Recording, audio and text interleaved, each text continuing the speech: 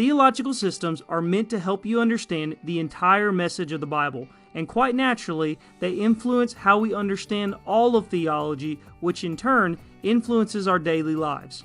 Almost every single person you learn from nowadays is somehow teaching you one of these theological systems that I'm about to lay out. Some might tell you their position openly and without hesitation, and yet others might make things a little trickier and teach you their system without directly telling you which system they believe. So be on guard, so you can know what you are learning before you blindly accept what someone teaches you or something you may read in a book.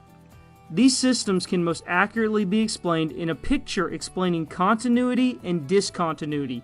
In his book called Continuity and Discontinuity, John Feinberg rightly says, evangelical positions can be placed on a continuum running from belief in absolute continuity of Scripture to belief in absolute discontinuity of Scripture. So, here's a simple picture of all 7 systems to be aware of. On one end of the spectrum, we have more discontinuity, which indicates there are more distinct breaks of the theme in the story of the Bible. On the other side, we have continuity, which indicates a more singular, unbroken theme in the story of the Bible.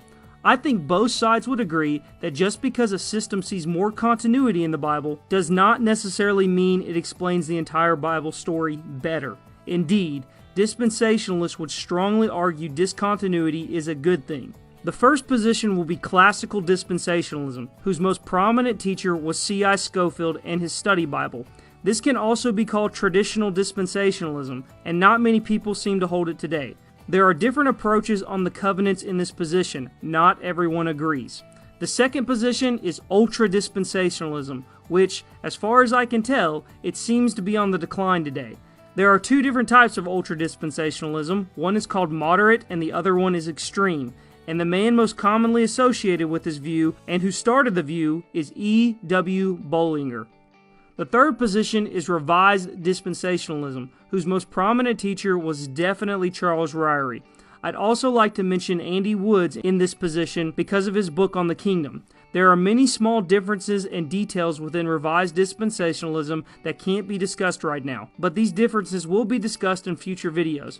As far as I can tell, Darrell Bock was the first one to pen the term revised, but this view can also be called normative dispensationalism according to Ryrie.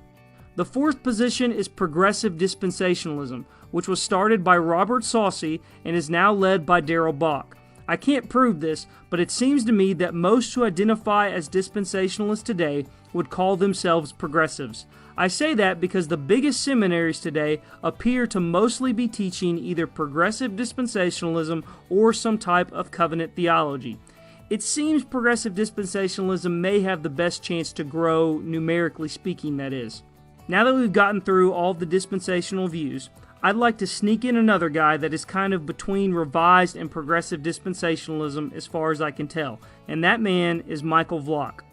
It seems to me he is slightly closer to revised dispensationalism than he is closer to progressive dispensationalism. The next position is the first official position on the side of continuity, which also happens to be the most newly released and developing system. The fifth position has been labeled progressive covenantalism, and perhaps its most prominent teacher is Stephen Wellum. You will find it growing among Reformed Baptist and Calvinistic Southern Baptist. The sixth position would simply be called traditional covenant theology. The most notable men in this group would probably be Michael Horton, R.C. Sproul, Wayne Grudem, and D.A. Carson. Just like revised dispensationalism, this view has a lot of different intricacies to it, and you can hold to different types of covenant theology, such as historic covenant premillennialism, covenant postmillennialism, and covenant amillennialism.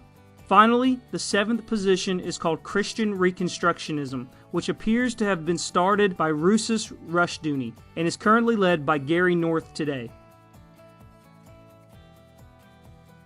Keep an eye out for Dr. Ben Merkel's new book coming out on this exact topic, but his book will have a lot more details in it. It's going to be awesome. It will probably be titled something like Understanding Theological Systems, and it should be out sometime around the fall of 2018.